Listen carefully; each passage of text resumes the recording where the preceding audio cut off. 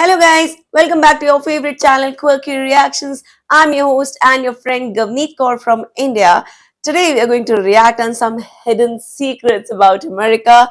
It's America's Book of Secrets, the truth behind America's Gold Wall. So what is it that everyone is unaware of and it's kept a secret? Let's get to know in this video. If you're new here, if you haven't subscribed yet, please subscribe and support. Let's start the video. It is one of the most secure structures in the Whoa, world. is it? It safeguards the vast wealth of the United States. Okay, And its name is synonymous what's not? with one of the most precious commodities in the history of the world: gold. But behind this building's stone exterior are secrets. Secrets so outrageous, Is there any gold in Fort Knox? We just don't know. so controversial, In my opinion, there's no such thing as an impregnable vault. so potentially dangerous You cannot get answers because the secret history would explode the market. that they must be kept hidden Oh my God. from the public. If I tell you about Fort Knox, it's gonna blow your socks off. There are those who believe in the existence of a book. A book that contains the most highly guarded secrets Wow, is it? of the United States of America. A book whose very existence is known to only a select few. Top But if such a secret book book. exists, what would it contain? Secret histories? Secret plans? Or maybe something else? Secret lies? Does there really exist America's Book of Book of Secrets. Secrets?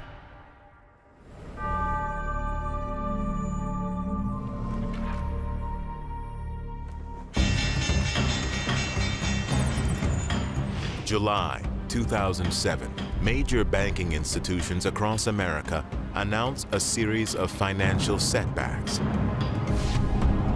It is the first public indication of an economic crisis, one that will hurl the United States and Europe into the worst financial recession since the 1930s. Over the next 4 years, the price of gold skyrockets to nearly $2,000 Oh an my ounce, God. its highest price in recorded history. Gold's unprecedented value draws attention to the U.S. government's secret holdings of the precious metal. For far too long, the United States government has been less than transparent in releasing information relating to its gold holdings. Not surprisingly, this secrecy has given rise to a number of theories about the gold at Fort Knox, and the government owes it to the people to provide them with the details of these holdings. America's gold reserves are held in 4 U.S. Mint depositories: Denver, Okay. West Point, New York's Federal Reserve, and the largest, Fort Knox. The nature and extent of these reserves are as secret as they are secure. You are more likely to obtain from the United States government the blueprints for the construction of a nuclear weapon than you are to obtain any accurate, detailed accounting of the disposition of the United States gold reserve and the gold reserve of other Western nations. Okay. Only a presidential order can open the Fort Knox vault, and no audit of the contents of the vault has been conducted since 1953. Okay. Certainly been there's long. evidence that the government is hiding something. Right. That's why no By audit is law, permitted. The U.S. Treasury operates under the direct orders and supervision of the President. And not only does the Treasury print money, collect taxes, and enforce trade agreements, it also oversees America's most precious commodity: its gold. Militaries will pack their pilot survival kits with gold coins, not with paper currency, because gold is the universal money, and its value determines the value of government currencies. Gold's value also profoundly influences interest rates and the price of government bonds. This is the primary reason why governments have always tried to control the price of gold. The gold price is a determinant of the value of all capital, labor, Right, that's goods, true. and services in the world. There is nothing else. The origin of America's gold reserves dates back to 1933, when President Franklin Delano Roosevelt outlawed the private ownership of gold by U.S. citizens in an effort to jumpstart the economy during the Great Depression. Okay. In 1933, America nationalized its gold. In essence, it stole it from the American people. Roosevelt realized that the only way in order to bring the country out of that depression was for the federal government to control the money. Under the watchful eye of federal marshals, citizens were required to turn in their gold coins, bullion, and even gold paper certificates at the then current exchange rate of $20.67 per troy ounce. Failure to comply was punishable by heavy fines Okay. and up to 10 This years is- in prison. Almost overnight, U.S. gold reserves swelled to 5,000 It's tons, obvious. melted into 368,000 uniform bars, each weighing 27.5 pounds. Oh. 1 year later, Roosevelt raised the new fixed price for U.S. gold to $35 an ounce. Once he acquired all the gold in the country, he doubled its value. You can do that when you own it all. The difference is the government had the profit, not the individual people. And that was the way that the New Deal attempted to jumpstart the economy. In less than 24 months, Franklin Roosevelt had consolidated the single greatest concentration of wealth in modern history.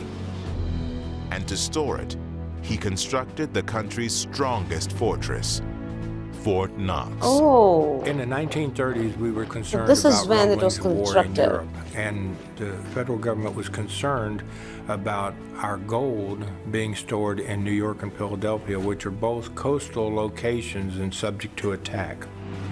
Roosevelt decided to build a vault to put the gold in, and it had to be a reasonable distance away from the Atlantic coast. Not only was Roosevelt's choice of location far from the ocean, it stood adjacent to the Fort Knox military base. And while the depository remains under the sole control of the U.S. Treasury, the Army's 10,000 soldiers and M1 tanks still provide a clear deterrent to anyone with designs on America's gold. Oh, so it is protected area. There's a No one would dare to go there. Knox is at all time responsible if any attack was made on the gold vault. Secret guards, a top-secret vault, and a wall of silence surrounding the true contents of Fort Knox have led some to speculate that Roosevelt's choice of location might be linked to one of Kentucky's more colorful legends. There's a story that the Founding Fathers actually thought during the Revolutionary period that the United States Treasury needed to be hidden somewhere from the British. And Kentucky seemed to be a very likely place because it was still part of Virginia at that time. Oh. George Washington would So have it's realized that thoughtful there was no about this. fortification available during that time that you could safeguard such a treasury. But one thing that they did have was Kentucky, the wilderness of Kentucky, and caves in abundance. Regional folklore has long held that the deep caves surrounding Fort Knox were an ideal place for pirates and others to stash their precious valuables. The pirate legends do get some credence because through the years there have been pieces of gold and silver found in central Kentucky. Is it? But could a cave like this really have served as the first gold depository of the United States? Some believe the answer is yes. And for proof, they point to a colonial Englishman named Jonathan Swift, a mysterious associate of General George Washington, who owned extensive land in Kentucky. Swift may also have served as the model for one of the most famous pirates in literature. So they have some When links in Robert Louis Kentucky. Stevenson wrote the famous Treasure Island, he knew about the legend of Jonathan Swift, and many people think that he actually did take that legend and create Long John Silver. If you look at the map that was drawn for the book, it looks like the United States of America. And then if you look where X marks the spot where the treasure is, it looked geographically where it would have been Kentucky. Oh. So it was all planned. Using maps and letters of the era, author Robert Prather suggests that gold may have been smuggled in salt barrels to secret caves on tracts of land owned by Swift, land located only miles from the current gold depository. I think it's a possibility that the gold vault was built where it is due to events of the late 18th century. The fact that Jonathan Swift owned this property, which was nearly in the backyard of the bullion depository, the fact that we're not allowed to know very much about the contents today perfectly demonstrates that secrecy Yeah. has always been maximal Yeah, when it it comes to our is national maintained till treasury. date. That is shocking. Today, official Treasury records set the Fort Knox gold reserves at 147.3 million troy ounces, What? worth trillions of US dollars. More gold than the entire reserves of China, Japan, Switzerland, Russia, and Saudi Arabia combined. So today we watched this video about American Book of Secrets about the gold vault that is located in Fort Knox, about its history, how it was built there, and why this location was selected, and what is the current situation, why this secrecy is maintained till date, and the amount of gold. It is in billions of trillions of dollars, US dollars currently, and combining all others like Switzerland, Europe, Germany, Japan, everything, everyone's gold reserves combined is lesser than US. Oh my goodness. Oh, that's why US is the superpower. No doubt in this. So today we watched this video and we got a lot of information about it. What you have to say about this, do let me know in the comment section below. If you like my reaction over it, do let me know in the comment section.